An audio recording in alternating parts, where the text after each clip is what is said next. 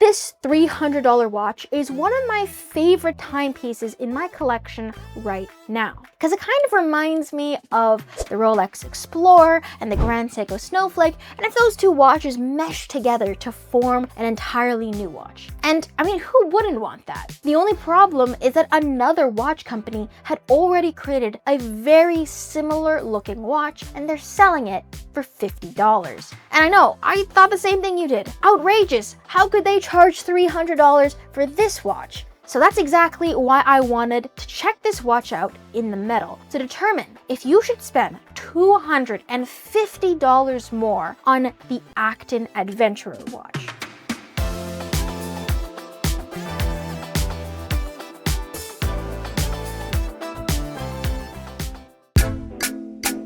So this watch comes packaged in a blue box, and it's nothing to write home about, but it's good to see that they're putting in some effort into their unboxing experience at this $300 price point. I measured the diameter at 36 millimeters, the lug to lug at 45 millimeters, the thickness of 11.6 millimeters, the crown diameter 5.7 millimeters, and a bracelet that tapers from 19 millimeters to 16 millimeters. So, unlike the Addiesdive, this watch comes packed with a PT5000 movement, which is a direct copy of the Swiss ETA 2824 movement because the patent for that expired a while ago, and this allows for a smooth 4 Hz sweep across the dial, something that cannot be said for the NH35 or the VH31, which are the variants that Addiesdive offers. Also, this watch comes with a double dome sapphire crystal with clear AR, something that the VH31 variant from Addiesdive lacks because it comes with a mineral crystal, so it's good that Acton remedied that particular issue. And this also comes on a fully solid stainless steel bracelet and case with 100 meters of water resistance. So the way I see it is this watch is kind of like the most spec'd out version of the Addiesdive form factor and design. So just for complete transparency, Acton did send over the watches and I don't have to send them back. But as you'll see later in the video, they clearly had no input on this video whatsoever. Although it is really easy to discount this watch's design as being purely derivative, there are some important distinctions to be made. And I suggest you wait till the end of the video where I will be answering the burning question as to why I think that this watch's design is so similar. The main eye-catching feature is most definitely this sand dune dial. This dial comes in 3 different color variations: a silvery white, a sandy beige, and a gray color. And personally, I am a really big fan of this silvery white color because it pays subtle homage to the Grand Seiko Snowflake in a way that feels intentional because it has an accented blue second hand, which is something that the other variants don't have. Also, this watch comes with sharp polished indices, which is something that it borrows from the Addiesdive and I really enjoy. And this also has lume on the Dauphine hands and on the markers. So on one hand, I really do like the way that sharp unlumed Dauphine hands look, but when it's nighttime and I want to check the time without searing my eyeballs open, having lume on my watch comes in handy. Also, unlike the Addiesdive watch, which has been criticized for its deep sea hunter logo and the font, this watch comes with a logo of a rook, which I think might be preferable for most people. And also, this doesn't have any sort of date function whatsoever, and I know it would completely ruin the symmetry of this watch, but you know, I'm always going to be the one to vouch for a date window somewhere. If you're interested in purchasing this watch, I would highly recommend using Time Ticker at checkout to get up to 10% off your first purchase. So this watch comes with a fully vertically brushed oyster-styled pin link bracelet with female end links, which is great to see because for my small 6.5-inch wrists, it means that this better conforms to my wrist. Also, this comes with a fully milled clasp with their logo engraved on it with 5 points of micro adjust. So when I was talking to Alex, one of the owners of this Acton watch company, he stated that the area that needed the most improvement was probably the clasp. And now I do kind of understand where he was coming from because I guess I do wish that this clasp had on-the-fly adjustment. I actually think that the bracelet needs the most improvement. So I think it comes down to the feeling of the bracelet on the wrist. It can come off as kind of jingly jangly. This bracelet is very, very similar to the Addiesdive bracelet that comes on the $50 version, because the clasp is the same, the bracelet's kind of the same, so I would assume that they kind of just slapped their logo on it and called it a day. And from what I understand from those reviews, one of the complaints, one of the minor gripes, was the fact that the bracelet felt a little bit jingly jangly, but it was acceptable at that $50 price point. But the problem is this watch is $300. So it's kind of disappointing to see a bracelet on a watch that's $50 being used on a $300 watch.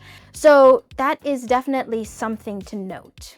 So if you're enjoying this video, I would really appreciate it if you hit that like and subscribe button and ding the notifications bell to get notified on the latest videos on this channel, and also dropped a comment down below just talking about, you know, your watch collection, what you think of this watch, because I'm relatively diligent in responding to the majority of those comments. Again, doing all this stuff just tells the YouTube algorithm that you enjoyed this video, and it just encourages me to keep putting these videos out. My second favorite part of this watch is most definitely the case, because it kind of reminds me of the Rolex Explorer with the polished bezel, the polished flanks, and the top of the lugs being brushed. And it just makes this case seem very harmonious, thereby elevating the entire look of the watch. And the case back is closed, which I am also very appreciative of, because it allows this watch to be as thin as it is. And also, I personally don't find the PT5000 to be all that appealing to look at. And the crown has an engraved Rook logo on it. So in terms of the case back, and crown, I have no complaints whatsoever. Because Acton has sent in 3 variations of this watch, I will be hosting this channel's first ever giveaway, and the prize will be this Midnight Dune Adventurer watch, and all of the details will be linked in the description down below. So unfortunately, because my house did have a flood, the boxes for the Acton watches were damaged. So the giveaway winner will receive the watch in a generic cardboard box. One of the reasons that this watch is one of my favorite watches in my collection right now is because of how wearable it is. It's because of the comfortability of this watch. So I found that no matter how cool a watch is in theory, the ones that get worn the most tend to be the ones that fit best on my wrist. And this watch is at the perfect Goldilocks size for my 6.5-inch wrist, coming at 36 millimeters in diameter. And it's not light enough that you forget that you're wearing a watch, but it's not so heavy that's unwieldy. So it's at the happy medium for me. And honestly, I would say that this watch is the perfect embodiment of the GMDM watch, which in my opinion should become an official acronym in this watch space. And it stands for go to most places, do most things. And I think it's a more valuable metric to most people compared to the acronym GOTTA, because I don't require my watch to have 100+ meters of water resistance. And in terms of versatility, depending on the dial color that you get, this watch can be extremely versatile with a variety of clothing. And I would say that the only real occasion that this would not suit is the very formal occasions. But when you're going out with friends, with family, when you go to, I would even say, a business casual event, I think that this watch could definitely suit the occasion. So to answer the burning question, why do I think that this watch is so similar in design compared to the Addiesdive? And in order to answer this question, I have to pull from the interview that I had with Alex and Grace, the co-founders. So the reality is these two people are just starting out in the watch industry, meaning that it is very financially irresponsible and almost unfeasible for them to create an entirely original design from the very start. So in order to raise capital and in order to prove to a manufacturer that they can sell off original designs, they actually have to put out watches that they know will sell with a tried and true design, which is why I think that they've put out a watch so similar to the Addiesdive. But after talking to Alex, he has mentioned that original designs are in the making.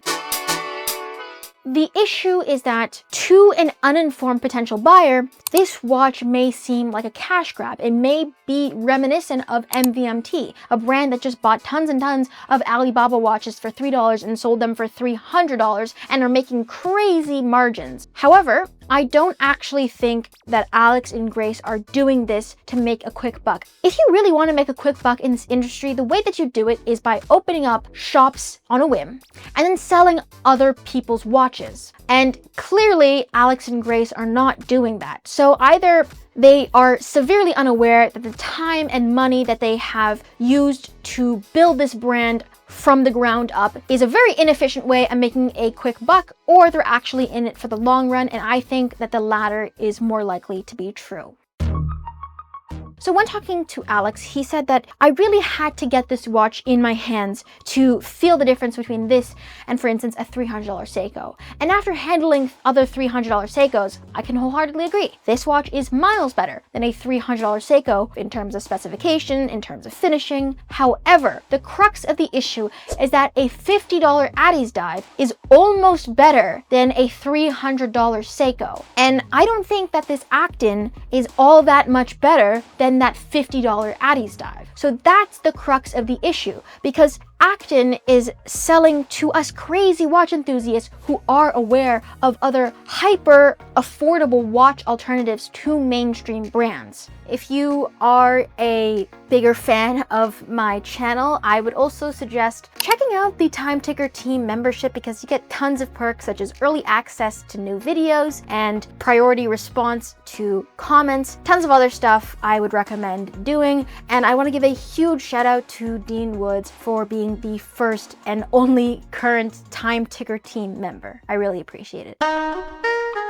So with all that said, should you buy this watch? Now, I think that that is sort of a complex issue. Now, I do think that there are definitely some physical merits to this watch because it has a PT5000 movement, and honestly, if you want this form factor, this is the most spec'd out version of this form factor that I have seen so far, because Addiesdive themselves only sell the H31 and the NH35 variant of this sort of watch with the sand dune dial. However, I think it is important for me to remind myself and to remind others that we're not in this hobby purely to get the best watch in terms of specifications. We buy watches for sentimental reasons. We buy watches for quite irrational reasons. So I don't think it's crazy for me to say that another selling point of this watch is an intangible aspect of it. Because if you really wanted a watch that would tell you accurate time, you'd get a quartz watch, you'd get a Casio. If you wanted a watch with tons of functionality, you get an Apple Watch. But clearly you're in this hobby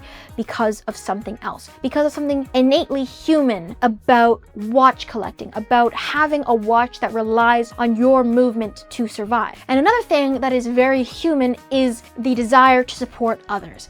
And so I think that by purchasing this Acton watch, not only are you purchasing the best spec'd out version of this form factor, but you're also actually supporting two people that you actually will be able to get in contact with. Two people that are actually receptive to the watch community, two people that actually care about their customers. Unlike someone who is, for instance, a buyer of the Rolex Explorer, where the heritage is kind of iffy in terms of whether it did actually go up to Mount Everest. This is guaranteed. There are actually two people behind this brand trying to make something out of it. So I think that out of all the intangible reasons that you would want to buy a watch in terms of heritage, in terms of prestige, I think that the human aspect of it trumps them all. But that's just me.